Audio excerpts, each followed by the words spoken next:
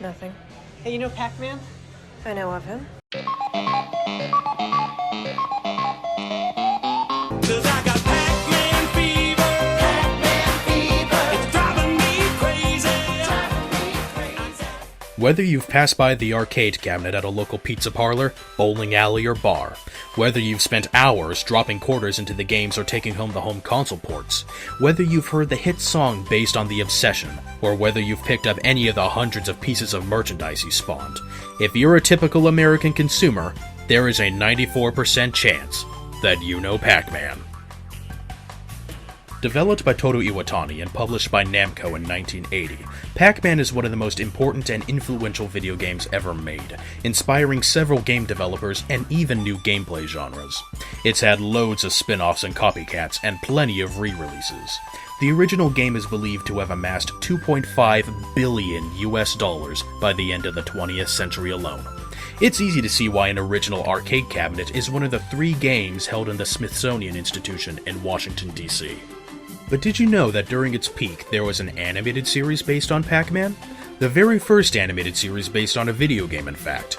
In 1982, Hanna-Barbera produced the cartoon, and it first aired as part of an hour-and-a-half-long program block alongside the Richie Rich and Little Rascals cartoons.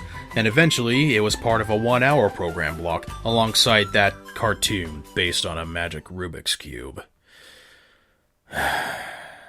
The 80s, everyone. Regardless, it ran for 2 years and lasted for 44 12-minute episodes. So let's see how they did. Inky, Blinky, Pinky, Clyde, and Sue are ghosts who work for Mesmeron, one of the lamest Darth Vader knockoffs I've ever seen. Mesmeron wants the power pellets grown in secret orchards by the Pac people of Pac-Land, because without them, they would be powerless to stop him. The ghosts regularly try to carry out Mesmeron's plans to find them, but they are frequently thwarted by the orchard's chief of security, Pac-Man. The first episode gives a pretty good summary of what the series' main formula is. The ghosts see a chance to ruin the day of the Pac people, or they're following Mesmeron's orders.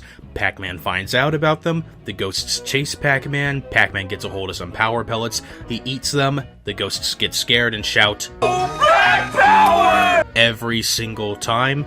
The ghosts try to hide from Pac-Man, Pac-Man finds them and eats all of them, and then the ghosts return to Mesmeron, who is enraged with their incompetence. When not following that formula, sometimes the ghosts don't even show up in the episode. The Pac-Man cartoon is also a family sitcom, and it devotes a fair bit of time to Pac-Man's home life with his wife Pepper and his son, Pac-Baby, as well as his pets, Chomp Chomp and Sourpuss. Similar to other Hanna-Barbera family-centric cartoons like the Flintstones and the Jetsons. Pac-Man himself is portrayed in that common American sitcom style of being a bumbling but kind-hearted father and husband. It's implied that he finds his job boring and frequently gets in trouble with his supervisor whenever there's trouble that Pac-Man hasn't taken care of yet. He likes to relax at home and even sometimes tries to take a lazy way out of doing a chore. Whenever the ghosts get an upper hand, he frequently finds a way to some power pellets because he knows where to find them in any part of the town, and when he knows what the situation is, he's pretty quick to stop the ghosts' plans. In all honesty, I'm surprised they were able to squeeze a good amount of personality into Pac-Man, all things considered. Being a combination of a sitcom dad and a basic superhero actually turned out pretty decent here. It's nothing deep or extraordinary, but I do think they made it work. Chomp Chomp and Sourpuss have a sort of Wile E. Coyote and Roadrunner shtick going. Sometimes pretty literally.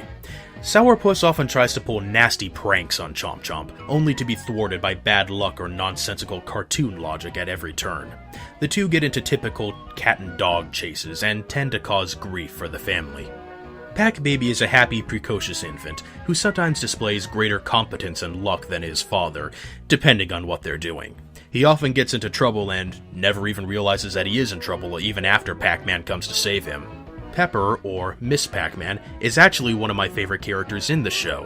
While she takes up the role of housewife, she is often shown fighting the ghosts alongside her husband. She frequently comes to his rescue with a dose of power pellets, and the two of them together take out the ghosts. She is portrayed as quick-witted in ways that Pac-Man isn't. Pac-Man is a quick thinker when it comes to fighting near the orchard, but out in the town, Pepper tends to have better ideas. While her personality rarely goes beyond just being a loving wife, it's nice to see a happily married couple from this period of animation that fight and win together as equals. Clyde is the hard-headed leader of the ghosts. He has a generic New York tough guy personality, and he tends to let hubris get the best of him. Pinky is the brawny one, and he has the most impressive shape-shifting abilities. All of the ghosts can kind of squish themselves into a few basic shapes, but Pinky goes way beyond that. Inky is the stupid one, but he's stupid in a way similar to Pinky. No, not the ghost Pinky, the rat Pinky. Inky is generally the one in charge of carrying all the stuff, as his pocket is one of those limitless depths kind of things. Blinky is the scared, stuttering one, who is always worried about getting eaten. Oh, I'm sorry, chomped, as the show prefers to say. He even sometimes metaphorically kills himself when cornered and is about to be chomped. Sue, for lack of a better term, is the woman of the group. She is basically a female Clyde, but she makes less decisions and has less of a defined personality as a result. Mesmeron is a pretty weak villain. He has a decent evil voice, but he looks silly with his diluted, helmetless Darth Vader character design. It's implied that he created the ghosts as minions to do his bidding, because he creates other creatures and machines during the series. Whenever the ghosts get chomped, they return to a large closet in Mesmeron's lair to get new ghost suits, during which time Mesmeron will undoubtedly chastise them for failing yet again.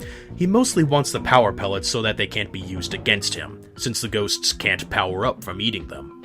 The biggest reason why Mesmeron is a weak villain is because he fails despite seeming to have every ability to not fail. He's smart enough to create android replicas of Pac people. He can create the living dead in the form of vampires and the ghosts themselves. He can make spaceships, and he can even make a time machine, and he still can't get the power pellet trees. In the first episode, he even says he has satellites monitoring Pac-Land, and even with these satellites, he still can't find the power pellet trees. Speaking of the power pellet trees, the people of Pac-Land have a bunch of decoy groves that they maintain in case they need to trick the ghosts and Mesmeron. Even if the real ones are discovered, the trees are retractable into the ground and are even described as fireproof. In the closest he got to actually winning the day, Mesmeron watched the trees literally walk out of his fortress because they're alive, and they will obey Pac-Man if he tells them to follow him. It makes me wonder why the trees even need protecting in the first place.